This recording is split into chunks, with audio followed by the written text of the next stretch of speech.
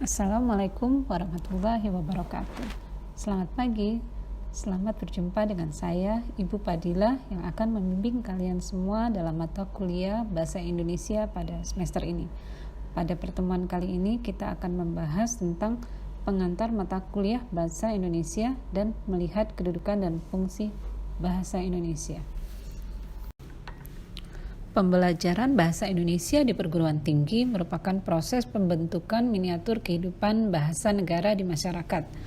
Dalam pembelajaran bahasa Indonesia ini, kampus menjadi arena utama pengembangan bahasa Indonesia sebagai identitas negara dan ekspresi diri bangsa yang lebih bermartabat.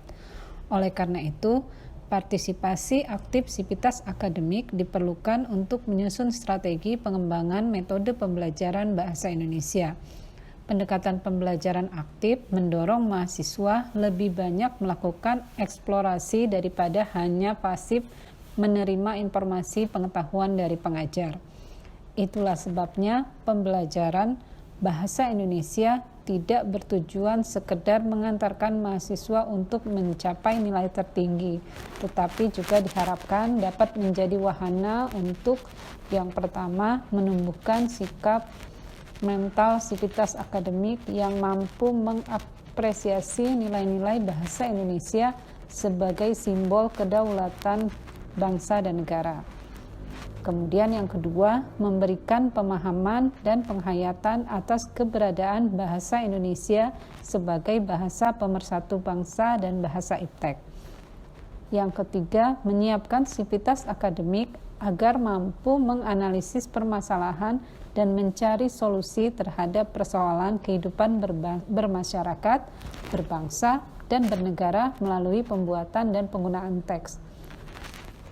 Kemudian yang kelima, mengembangkan keterampilan berkomunikasi secara akademik baik dalam bentuk bahasa Indonesia lisan maupun tulis demi pengembangan ilmu pengetahuan dan teknologi dalam tatanan dunia global. Di Indonesia tumbuh dan berkembang bahasa yang beragam-ragam. Sebagian besar orang Indonesia menguasai atau menggunakan beberapa bahasa sekaligus. Selain menguasai bahasa Indonesia dan bahasa daerah, tidak sedikit orang-orang Indonesia juga menguasai bahasa asing. Dalam kondisi penggunaan bahasa seperti itu, perlu diatur agar tidak menimbulkan dampak yang tidak baik. Setiap bahasa yang ada di Indonesia perlu diletakkan dalam kedudukan tertentu dan setiap bahasa yang dalam berkedudukan itu mempunyai fungsi tertentu pula. Bahasa-bahasa di Indonesia dikelompokkan menjadi 3, yaitu bahasa persatuan dan bahasa negara, bahasa daerah, serta bahasa asing. Yang termasuk bahasa persatuan dan bahasa negara adalah bahasa Indonesia. Seperti yang telah Anda pelajari pada bagian-bagian terdahulu ketika Anda masih duduk di bangku sekolah menengah, bahasa Indonesia ditetapkan sebagai bahasa persatuan melalui Sumpah Pemuda tahun 1928 dan kemudian dikukuhkan kedudukannya sebagai bahasa negara pada tahun 1945.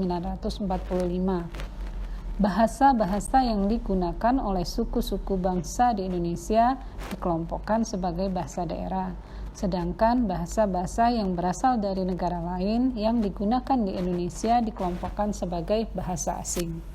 Bagi bangsa Indonesia, tentu saja bahasa Indonesia memiliki kedudukan yang sangat penting karena bahasa Indonesia berkedudukan sebagai bahasa persatuan dan bahasa negara sekaligus.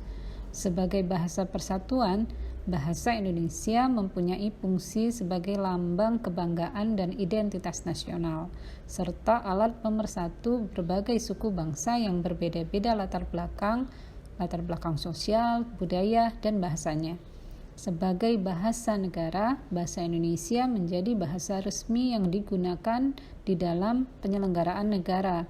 Secara lebih rinci, dalam kedudukan itu, bahasa Indonesia berfungsi sebagai bahasa resmi kenegaraan, bahasa pengantar di dunia pendidikan, bahasa berperhubungan pada tingkat nasional untuk kepentingan perencanaan dan pelaksanaan pembangunan serta pemerintahan, dan bahasa resmi di dalam pengembangan kebudayaan dan pemanfaatan ilmu pengetahuan serta teknologi modern.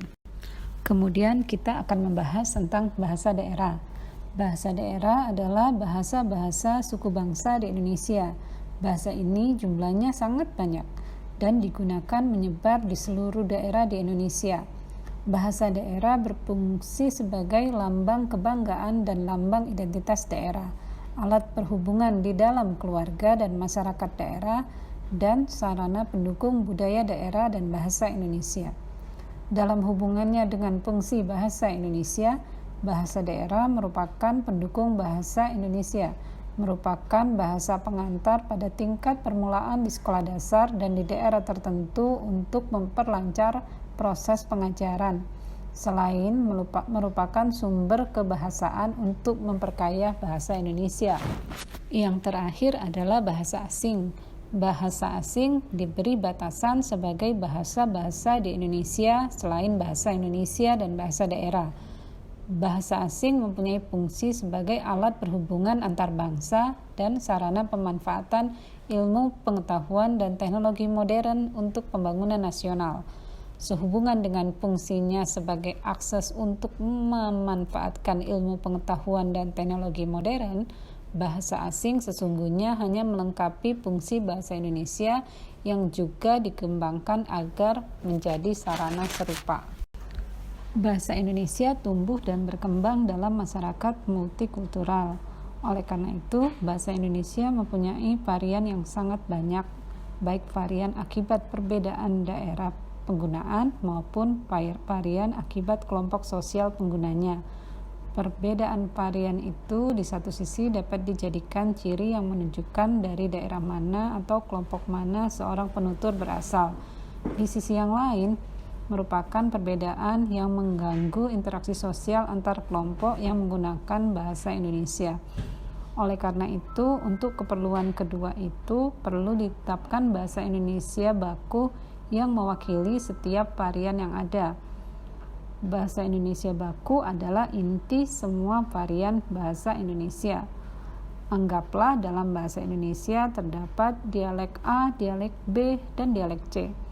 Bahasa Indonesia baku adalah anggota irisan dari semua dialek itu. Dengan kata lain, bahasa baku adalah inti bahasa yang dapat diterima oleh penutur semua dialek bahasa Indonesia. Dalam istilah ilmu bahasa, anggota himpunan irisan itu disebut inti bersama. Untuk menyebut orang tua laki-laki kita, misalnya dalam bahasa A digunakan kata babe, abah, bapak. Dalam bahasa B digunakan kata abah, bapak, dan dalam bahasa C digunakan dalam kata bapak, dan rama. Dengan demikian, kata bapaklah yang dianggap baku. Akan tetapi kondisi bahasa di Indonesia tidak sesederhana itu, karena jumlah variasi penggunaan bahasa Indonesia sangat banyak. Menetapkan bahasa Indonesia baku juga jauh lebih sulit dibandingkan mencari irisan himpunan A, B, dan C seperti dalam ilustrasi tadi. Dengan bahasa Indonesia baku, Anda dapat berinteraksi secara baik dengan teman-teman Anda dari daerah manapun mereka berasal. Itulah sebabnya pemerintah selalu mengupayakan pembakuan bahasa, baik itu dalam bentuk ejaan, kosakata maupun tata bahasanya, agar komunikasi antara orang Indonesia dari daerah yang satu dan orang Indonesia dari daerah lain berjalan lancar tanpa salah pengertian. Dengan memilih inti bersama varian-varian bahasa Indonesia mempunyai keunggulan dalam dua hal, yaitu keunggulan jangkauan wilayah penggunaan dan keunggulan waktu penggunaan. Dengan keunggulan wilayah penggunaan, bahasa Indonesia baku dapat digunakan di wilayah yang sangat luas jangkauannya. Bahasa Indonesia baku dapat dituturkan dan dimengerti oleh semua orang Indonesia dimanapun mereka tinggal. Dengan keunggulan waktu penggunaan, bahasa Indonesia baku dapat digunakan dalam kurun waktu yang relatif lama. Artinya, walaupun sudah dibuat 10 tahun yang lalu, dokumen berbahasa Indonesia baku itu masih dapat dipahami oleh pembaca saat ini, dan akan dapat dipahami pula oleh pembaca pada masa yang akan datang.